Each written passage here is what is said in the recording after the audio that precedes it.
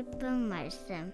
출애굽기 25장 23절부터 40절입니다. 30절 한 절 읽겠습니다. 상 위에 진설병을 두어 항상 내 앞에 있게 할지니라.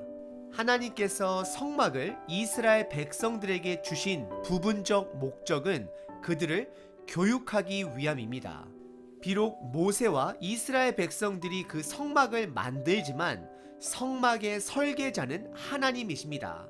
하나님께서 성막을 그들에게 주신 것은 우선 먼저 그들과 함께 살기를 원하셨다라는 것을 드러내고 계십니다.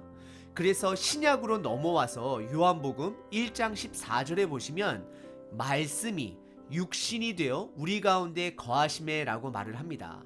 말씀은 예수님인데 그 예수님이 우리 가운데 함께 거하신다라고 말씀을 하십니다.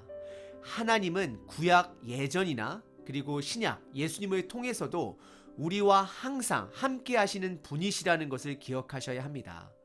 그리고 성막의 설계의 시작은 십계명을 담고 있는 언약궤 나무 상자로부터 시작이 됩니다. 왜냐하면 언약궤가 있는 지성소는 하나님이 임재하시는 곳이기 때문입니다. 그래서 성막은 하나님이 우리를 구원해 주시는 구원의 그림자가 담겨 있는 모형입니다. 히브리서 8장과 9장에 보시게 되면 성막을 완성될 하나님의 나라의 모형이라고 말하고 있습니다.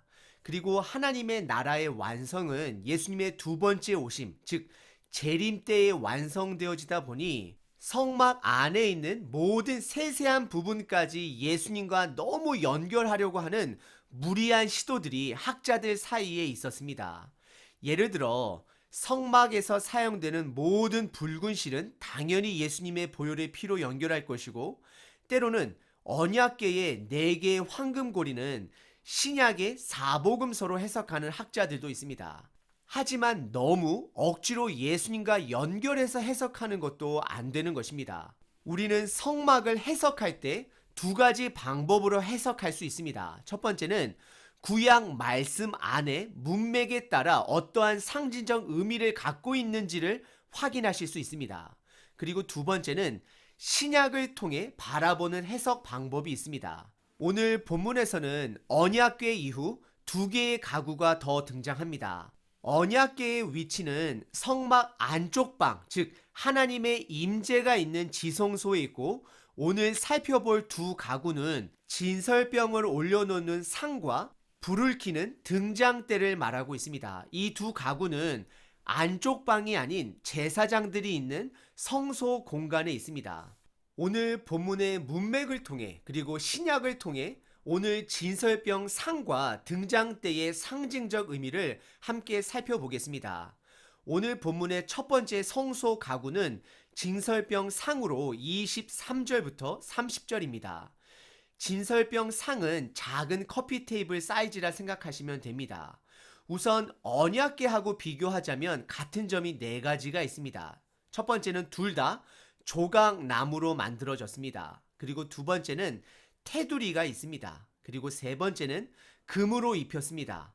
그리고 마지막 4번째는 둘 다 운반할 수 있는 고리와 기둥이 있습니다. 하지만 다른 점 한 가지는 진설병 상은 고리 기둥을 뺄 수 있지만 언약궤에 있는 고리 기둥은 빼지 못하게 만들었습니다. 아마도 거룩성을 더 강조하기 위해서 그렇게 만들지 않았나 생각해 봅니다. 대부분 성막 안에 있는 가구들은 크게 만들지 않았습니다. 그 이유는 규모, 사이즈가 중요한 것이 아니라 그가 전하는 메시지가 중요한 것이기 때문입니다. 2가지 해석 방법으로 진설병 상을 해석하자면 우선 조각목, 테두리, 황금고리, 그리고 29절에 보시면 접시, 병, 잔은 오늘 구약의 문맥 안에서는 큰 의미를 두지는 않습니다. 그리고 신약을 통해서도 살펴본다 할지라도 큰 의미를 주지는 않습니다. 하지만 큰 의미를 주는 것이 한 가지가 있습니다. 그것은 진설병 그 자체입니다. 이 테이블도 진설병을 두기 위해 만든 것으로 30절에 보시면 상 위에 진설병을 두어 항상 내 앞에 있게 할 것이다 라고 말씀하고 있습니다. 진설병이라는 빵은 효소가 들어가지 않은 피자 모양의 널따디한 빵을 말하고 있습니다. 빵은 그 당시 필수 음식이었습니다. 살아남기 위한 필수였던 것이었습니다. 그래서 진설병의 뜻이 하나님의 임재의 빵이라는 뜻을 가지고도 있습니다. 임재의 빵, 즉 진설병은 하나님을 위한 것이 아닌 우리들을 위한 것입니다. 하나님은 음식이 필요한 분이 아니십니다. 하나님과의 교제를 상징하기 위해 그곳에 둔 것입니다. 하나님은 우리의 필요한 것을 공급해 주시는 하나님이십니다.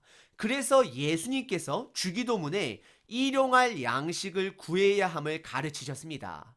그래서 하나님은 우리의 필요를 아시는 분으로서 우리가 하나님을 신뢰하도록 가르치시는 것입니다. 그래서 우리는 하나님만이 우리의 전부라는 것을 고백할 수 있는 것입니다. 왜냐하면요, 우리의 필요를 아시는 분이시고 공급해 주시는 분이시기 때문에 하나님 한 분만으로 우리가 만족할 수 있는 것입니다. 우리의 진정한 필요는 하나님 한 분이십니다. 우리는 하나님 먹는 법을 배워야 합니다. 예수님 당시 오병이어 사건 때 사람들은 예수님을 보지 못하고 음식을 찾았습니다. 기적을 찾았습니다.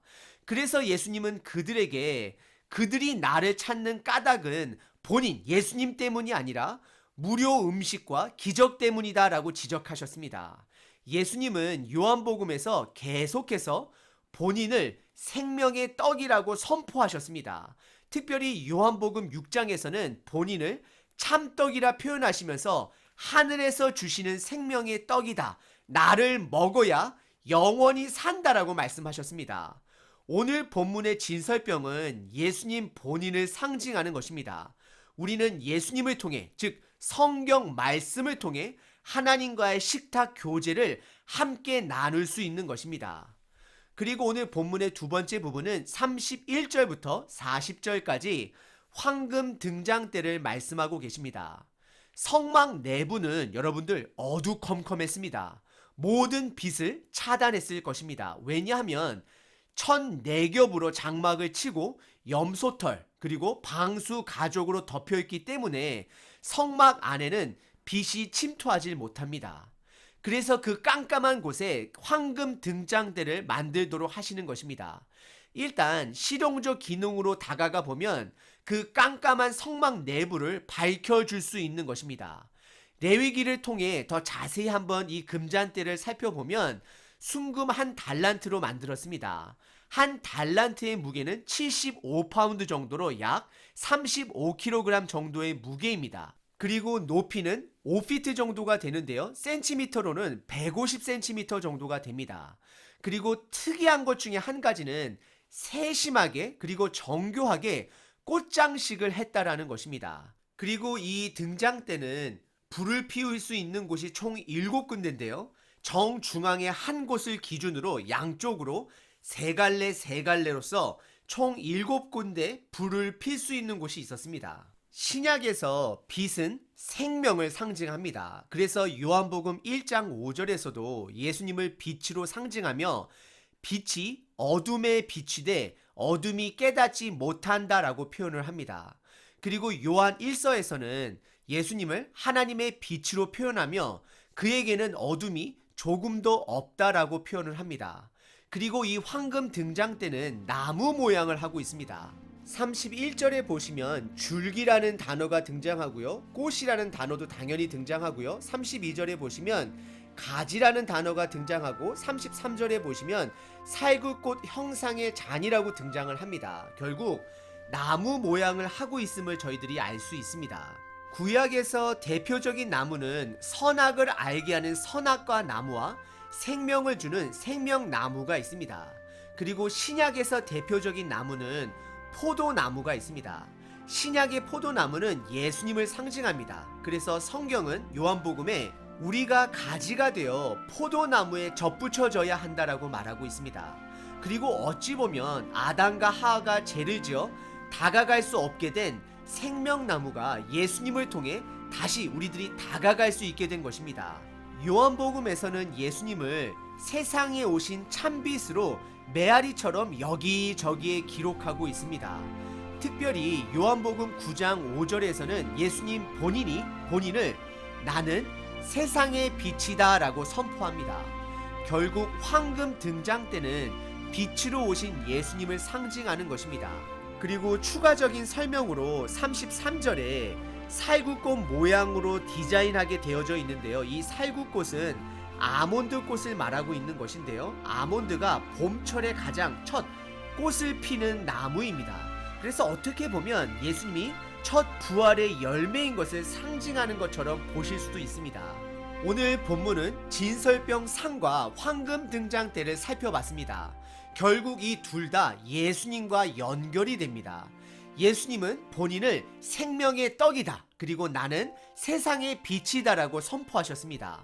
예수님은 우리 삶에 있어 반드시 있어야 할 생명의 떡이자 우리에게 생명을 공급하시는 빛이 되시는 것입니다. 그리고 이 등장 때의 모양은 나무 모양을 하므로 생명나무가 되신 예수님 또한 우리에게 드러내고 있습니다. 오늘 하루 내 삶에 절대적으로 필요한 예수님이 나와 함께 하심으로 인해 힘을 내시는 하루 되시길 바랍니다.